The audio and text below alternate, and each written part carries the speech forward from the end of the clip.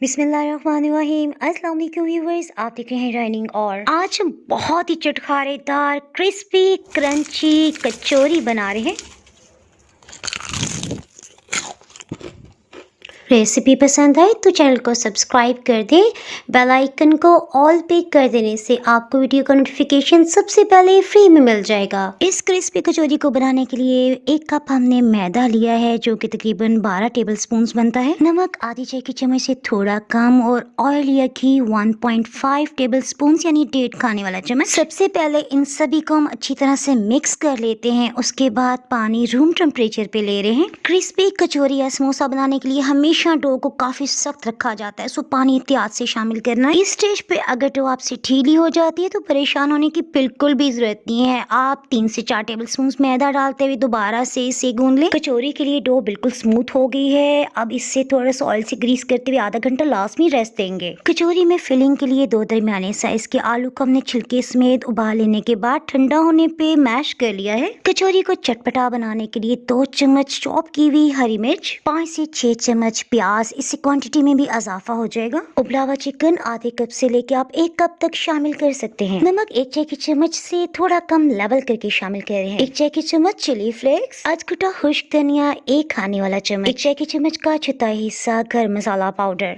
सभी इंग्रेडिएंट्स को अच्छी तरह से मिक्स करते हुए बेहतर है अगर हाथों का इस्तेमाल करेंगे तो सभी कुछ यकजान हो जाएगा। आधा घंटा हो चुका है, डो बहुत अच्छी तरह सेट हो गई है। इसे रोल बना लेने के बाद बराबर हिस्सों में डिवाइड कर लेते हैं। इस तरह से सभी पेड़े एक जैसे साइज के बनेंगे। डो का एक पीस लेंगे, इसे अंदर की तरफ फोल्ड कर रहे हैं। इसके बाद हाथों में गोल गोल घुमाते हुए इसे पेड़े की शेप दे देंगे।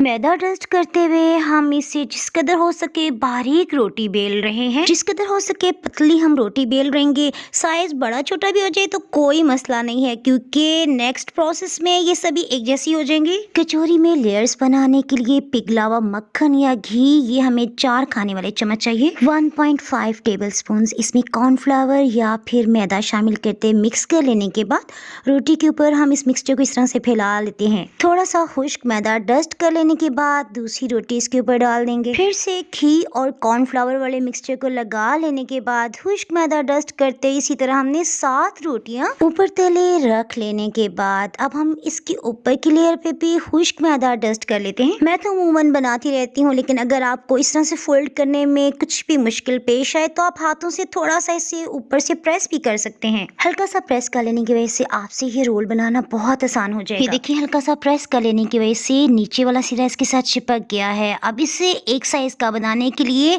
हम दोनों किनारों को हल्का सा इसके साथ प्रेस कर लेने के बाद बराबर हिस्सों में काट रहे हैं। छुरी से काटने की वजह से थोड़ा सा डी शेप हो गया, सो हाथों में रखते दोबारा से इसे राउंड शेप दे दी है।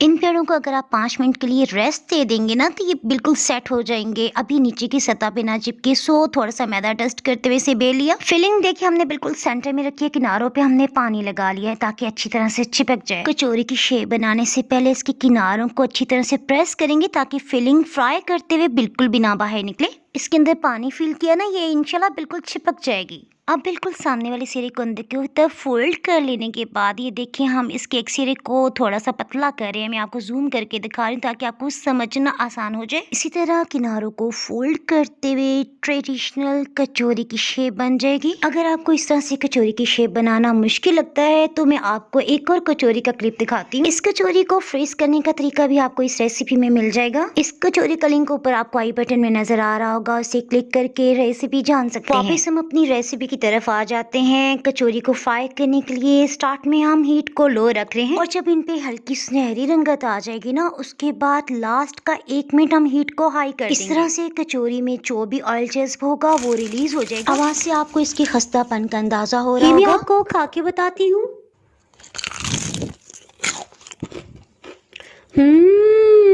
बहुत ही टेस्टी। डाइनिंग हॉल पे अगर आप YouTube पे रेसिपी देख रहे हैं तो आप नीचे ब्लैक सब्सक्राइब के बटन को क्लिक करके मजीद रेसिपीज देख सकते हैं। रेसिपी पसंद आए तो लाइक करना बिल्कुल भी ना भूलिएगा। डाइनिंग हॉल और इंस्टाग्राम पे भी आप फॉलो कर सकते हैं। तो हम याद रखिए, फिर मिलेंगे किसी मजेदार सी रेसिपी या व्लॉग के साथ। उस वक्त तक के लिए अल्लाह हाफिज।